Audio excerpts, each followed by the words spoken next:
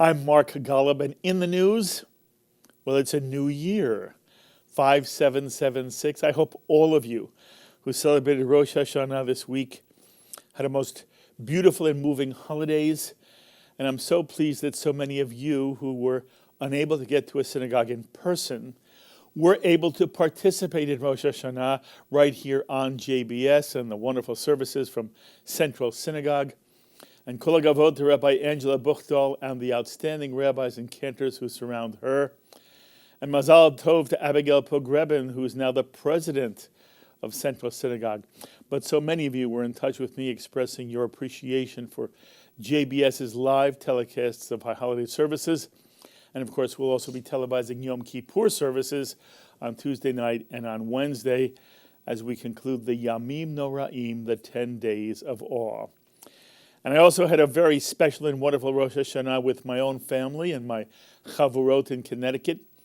There was a special warmth and joy that permeated West Hill High School. The room was cold, but the feeling was warm. That's where we hold our high holiday services, which are open to the entire community. And it was just wonderful to welcome so many people who traveled to be with us in Stamford to celebrate the new year 5776. And speaking of welcoming in the new year, there's no better way in the world to do that here on JBS than to welcome a gentleman who's devoted all of his energies and his extraordinary mind and heart to the well-being of the state of Israel and the Jewish people throughout the world.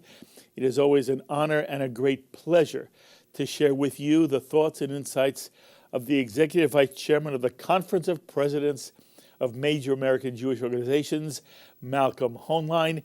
Malcolm, Shana Tova, thank you for being our first guest here in the new year on JBS. Well, Shana Tova to you, to all of the members of JPS, the viewers, the people who listen and watch. It's going to be a very challenging and interesting year, and JBS's role is going to be very important in helping to convey the information. So this is really a wonderful way for me to start the year as well. That's sweet of you to say.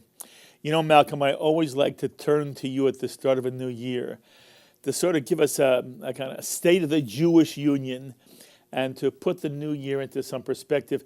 Malcolm, what do you think is let's begin, number one concern on your agenda, on the Jewish agenda, as we begin 5776 together? Well, the number one concern always is Jewish unity. Jewish unity doesn't mean homogeneity. What we look for is the common ground of the Jewish people in looking ahead, rooted in our past, learning the lessons from the past. There have been a lot of stories about deep divisions, acrimonious debates, and other things in the Jewish community, which I do not believe are true. There were differences, especially over a very serious, sacred issue, the Iran debate, because of the stakes. And we see that the American people as a whole have come down very strongly against the deal. We saw the majority of both members of the House and Senate came down against the deal. But it will go through because of the particular arrangements in the laws regarding filibusters and vetoes and et cetera. But what's important is that we look now ahead and see how we all come together to achieve the common goal, which is to prevent Iran from having a nuclear weapon. On this, there are no differences. And even where there are differences of approaches, certainly amongst the organizations in the conference who represent the broad swath of the American Jewish community, it was overwhelmingly those who took positions were against the deal. But I think now all of them recognize and all want to see us move ahead to assure Israel's security, the security of the region, America's security, all of which are contingent upon what Iran does. We already see the statements by Khamenei attacking the United States, threatening the U.S., the great Satan, or arrogance, as they call the United States, and Israel is the minor Satan, the lesser Satan, but they still call for its annihilation. This is only phase one, and we will look to the new year, to the increasing activities to assure Iranian compliance, to look for other areas to hold Iran accountable for its support of terrorism, for its massive violations of human rights, its efforts to undermine regimes in the region and American allies in particular, but also countries around the world. this is going to be, I think, remain a high priority. I think also the upcoming UN General Assembly session will present many challenges. We saw the vote right before Rosh Hashanah to put up a Palestinian flag, Yes. even though it would seem not to be in concert with UN regulations, but they decided by a significant majority. And it again tells us that we can anticipate the one-sided attacks against Israel, the one-sided resolutions, the lack of a sense of reality at a time when the PA is in virtual collapse with us, Abbas talking about resigning. I don't believe he will, but certainly not enjoying the support across the popular support amongst the people. Hamas's gains, the now likelihood that Iran will pour more money into Hezbollah and Hamas, as well as other efforts, as they say, in the West Bank to arm people and to heat up a third border for Israel. So the Palestinian issue, I think, is likely to come to the fore again. I think the administration will want to see some progress there, and Prime Minister Netanyahu has been very clear, saying again this past week that he will go anywhere, anytime to negotiate, but he doesn't have a partner, and Abbas has made it quite clear that he's not interested now in negotiations. So I think that's the second. And the third big issue would have to be anti-Semitism. Europe, America, the BDS movement, boycott, divestment, and sanctions, and especially on our campuses in the United States, where we've seen a sharp increase in anti-Semitic, let alone anti-Israel activities. I think that is a third issue on our external agenda. I'm not talking about the domestic and internal agendas, which also take precedence. And, of course, the issue of Jewish security and the security of our institutions has to be a priority. Mm-hmm. You've done this for a long time. As you look at the start of 5776, does it feel significantly different than, let's say, even last year or over the course of the last 5 to 10 years?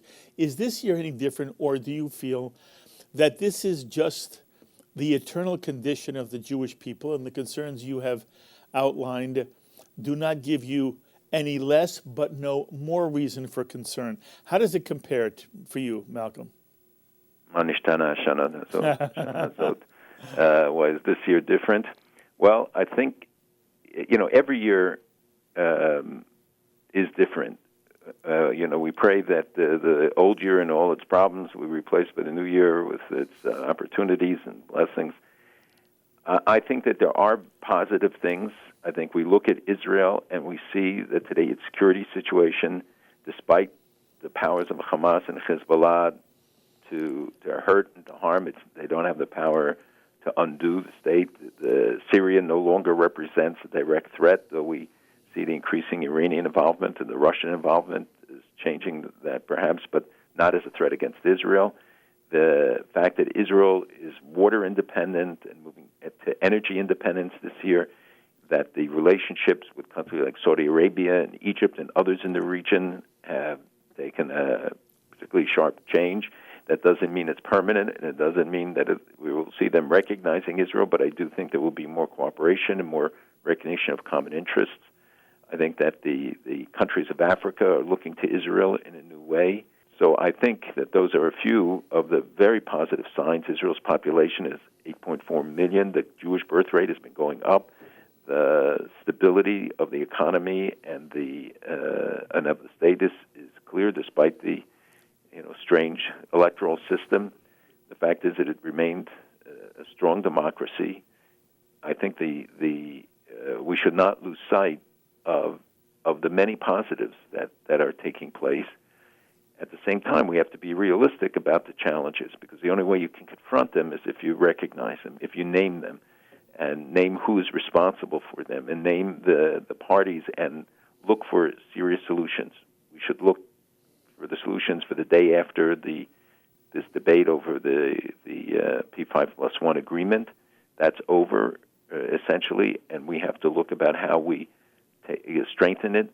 We assure compliance, that we add additional sanctions wherever possible, and look at the rest of the agenda. In that sense, it is not different. Every year we have serious issues, so that your newscasts will never be blank. Yes. There's always going to be enough to make sure that the time allotted will be filled, and that will continue. It's the way of the world, and the world is in a very difficult time. The flow of refugees reminds us of it.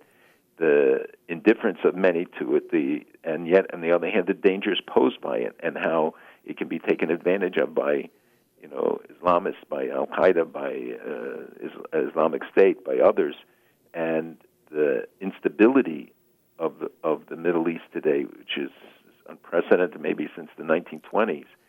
The shifting of borders. Nobody today can identify the border of Iraq or Syria, and Lebanon shifting, the changing coalitions of power, and the threats to countries like Jordan or others who face the internal and external challenges.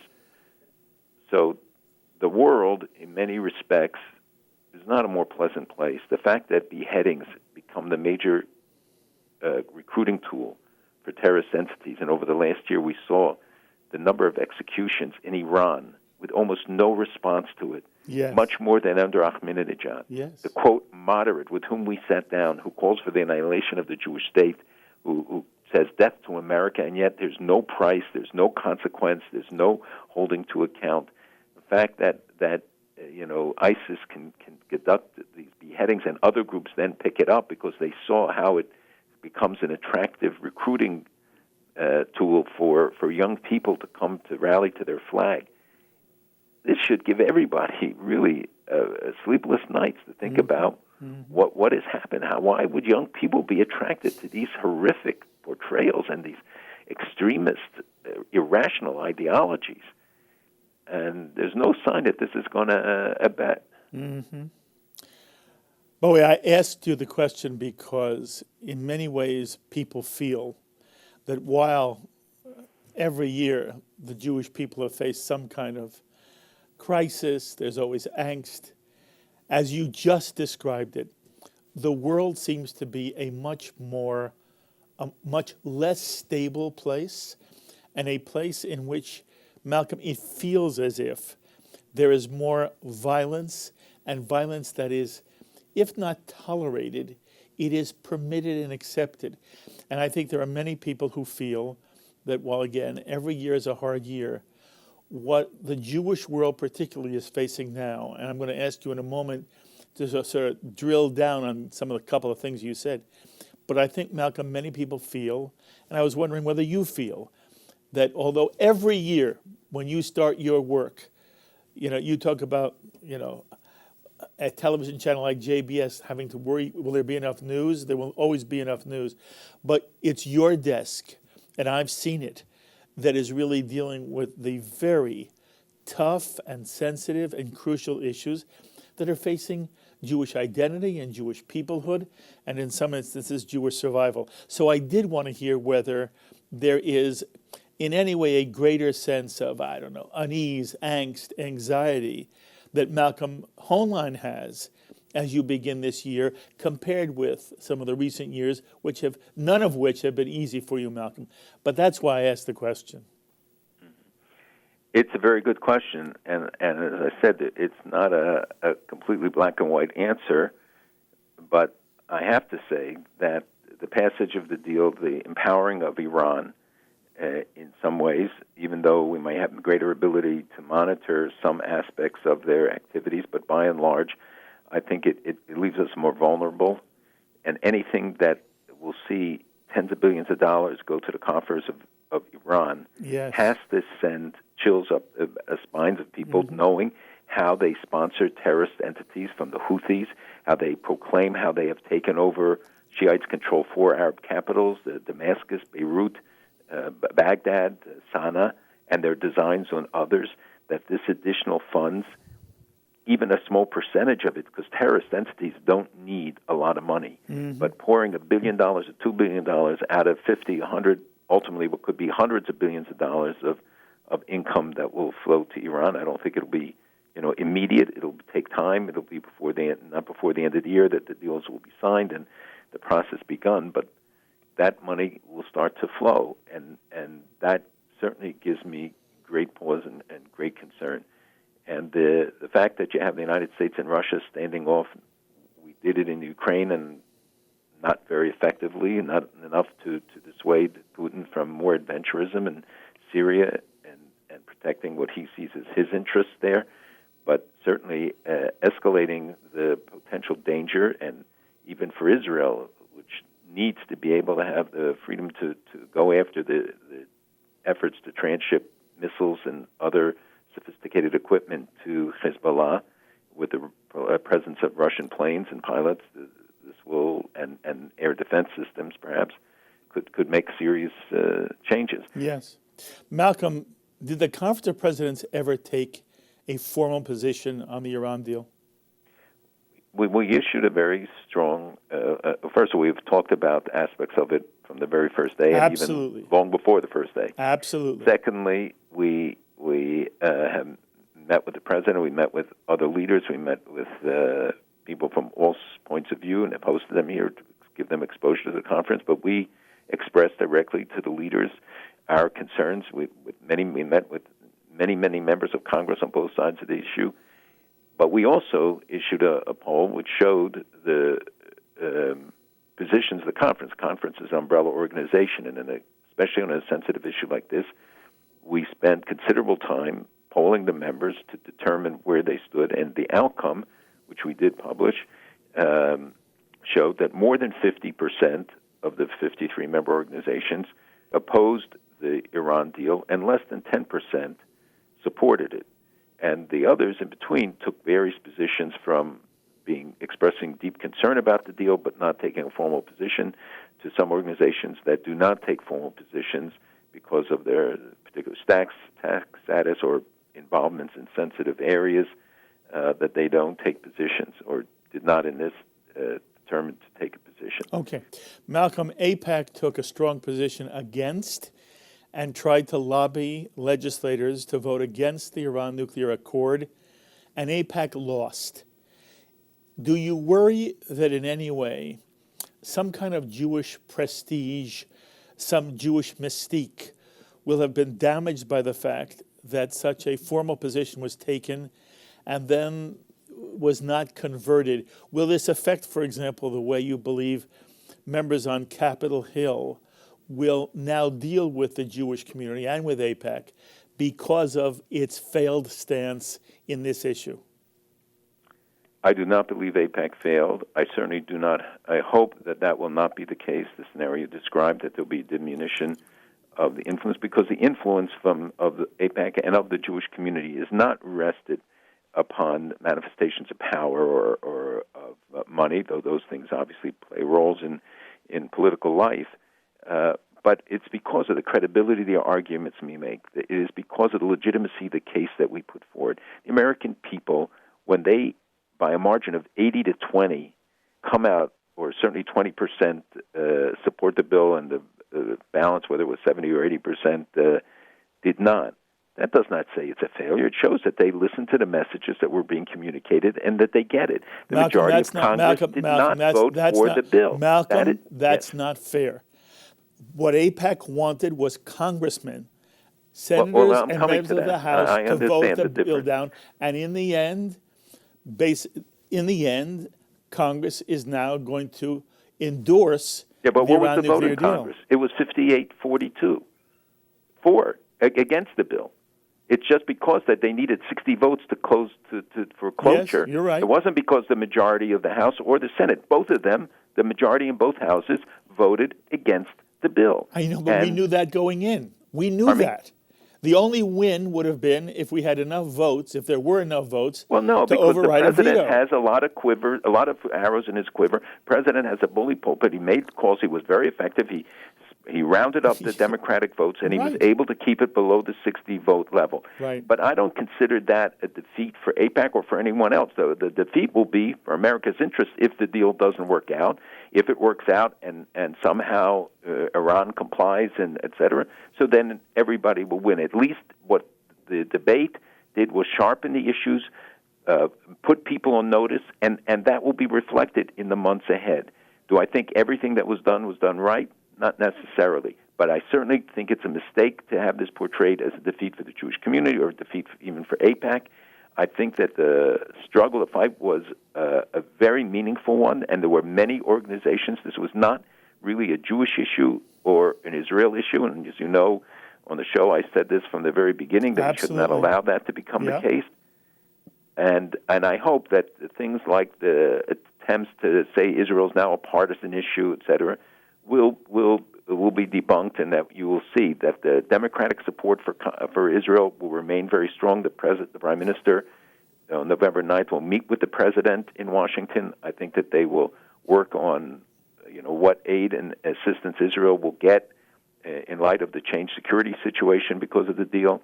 But I'm very wary of when comments are made, and I'm not referring now to what you said because that wasn't an analytical thing, but the people who do not have our interests are trying to say the community is divided, the community lost a massive vote. It was not the case.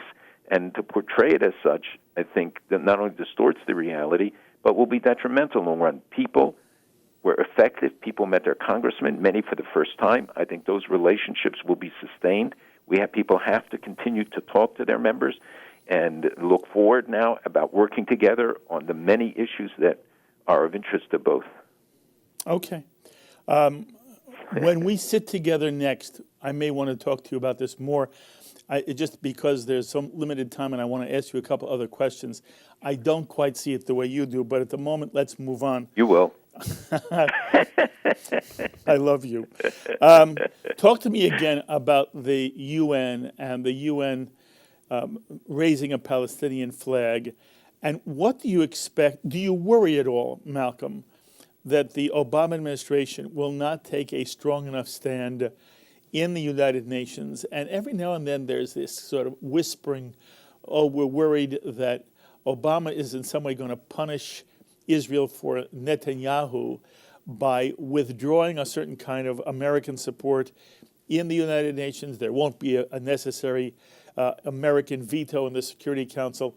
In general, does any of this concern you? Absolutely, and I think what you describe is correct, and there has been this whispering campaign, and it has been going on for a long time, about whether the United States will.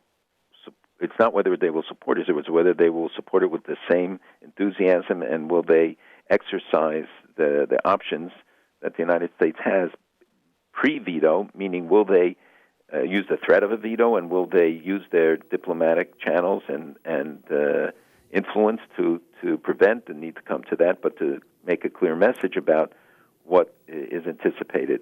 There is a lot of concern that there will be a resolution introduced that will try to create a time frame, a plan to impose things that will come from the Europeans and won't come from the United States, and what will the United States do? I know that the French have said, look, they're not going to do it if the United States is going to veto it, but in fact, because after meeting with the Palestinians and being in Israel, they saw that it wasn't really realistic, that they backed off. It's very likely that there will be a renewed attempt. There was a meeting that Ban Ki-moon convened of the quartet, plus the presence of a number of Arab countries. Nobody anticipates that much will come of it, but there is pressure for progress, and whenever there are all these other issues abound, they always turn to this as an easy scapegoat issue or to show that their relevance. So yes, I am concerned. Mm-hmm. I'm concerned that America send the right message early on. Yes. And it's certainly in our interest. We want to see progress in the negotiations, but you need to have a partner for that. Okay. Before we end, the other number one story in the news today is this enormous mass migration of people and families, mostly who are Muslim, where millions of people seem to be seeking to escape the horrors of the war in Syria, Iraq, and they're coming in waves into Europe, and they're seeking asylum all over the world. And a debate has erupted, Malcolm, in Israel over whether Israel should take in any significant number of these refugees. And many Israelis are arguing that the kind of closed-door policy used by many nations in World War II to prevent Jews from escaping Nazi Germany now require Israel to open its doors to refugees seeking safe harbor, while other Israelis argue there's no real analogy here with Nazi genocide and the Holocaust, and the Prime Minister has warned that jihadists will use this human tragedy as a way of sending terrorists infiltrating into Israel. Malcolm, do you have any strong feelings about what Israel does at the moment in the midst of this calamity? Well, I certainly have strong feelings about the plight of the refugees. As you know, we've been involved with the Yazidis, who are not given safe haven by anybody and very little concern by the West. These are Christians. And overall, the plight of the Christians, where thousands, perhaps 10,000, are massacred over the past year and the year before, and there's been very little interest, very little response from the international community. Number one, we have to remember, Israel absorbed 900,000 refugees from Arab countries. They happen to be Jewish refugees, but they took them in when nobody else did, and when they came penniless and lived in Mabarot and in terrible conditions when a fledgling country had absorbed, and that impact remained for a long time. Second, Israel has treated more than 1,700, by now it's more than 1,800, Syrians and providing all of the medical care, including severe operations and long-term care in hospitals, as well as setting up a field hospital along the border to treat Syrians who have been hurt in the war. Nobody mentions that. Israel is indeed a small country. Russia is a huge country. Iran is a huge country. Both of them have stoked the fires of this war, yet neither of them are taking any refugees, and I don't hear the international community demanding that they do. Yes. This is a very complicated issue. Yes. We cannot be indifferent, and I think the aid that we give, that the assistance, but we really have to go to the core and deal with the war in Syria, so you stop the outflow, deal with their humanitarian needs, try to find resolutions that will obviate the need for this massive flow of people, which could quadruple in a short period of time. Now that the Russians will be flying and others, and the war could escalate. The Assad only controls 25% of the country, so you have an ISIS, can step up and will start fighting with them, and the situation doesn't have a blue horizon right now. So the outflow could magnify many times, and you see that the generous response of Germany already is backfiring, and already they have to slow it down because it's very hard to absorb tens of thousands of people at a time. Yes. So it's a very complicated issue. I think it's unfair to make Israel a scapegoat. Saudi Arabia has taken no one. Kuwait has taken no one. The UAE has taken no one of their own ethnic group. So to say that Israel has a special responsibility burden, listen, let's see what happens with the Jews, Turkey, Jews of other places who are leaving, that Israel has to absorb and deal with the Jews from Ukraine. Absolutely. Malcolm, the only problem is when I start talking to you, I want to go on forever. So when Yom Kippur is over and the Chagim are over, you have to come in to studio and let me, sort of grill you for a full hour. You are doing fabulous work. You always do. You're my favorite in the world. I love you so much, and I respect so much what you do and how you say it on the world Jewish scene, and the cares you have and the concerns you have and the nuance that you bring. And I understand the very delicate position you are in as the Executive Vice President of the Conference of Presidents. But you do a magnificent job. I wish you, every sweetness and goodness in this new year, a Shana Tova Umituka. And I hope, again, it's a year in which I get to speak to you many, many times. I mean, it's a mutual wish for both of us, and you'll get me a visa to New Jersey, and I will come. You got it. Thank you so much. Take care. Malcolm Hoenlein, Executive Vice Chairman of the Conference of Presidents of Major American Jewish Organizations, and a remarkable figure on the world Jewish scene. As always, my thanks to Sloan Copeland, our director, Serge Goldberg, production coordinator, Dara Golub, Associate Director of JBS, and our producer for this edition of In the News, Carol Lilienthal. Until the next time, I'm Mark Golub. Lishana Tova Umituka, a sweet, good new year. Be well, my friends.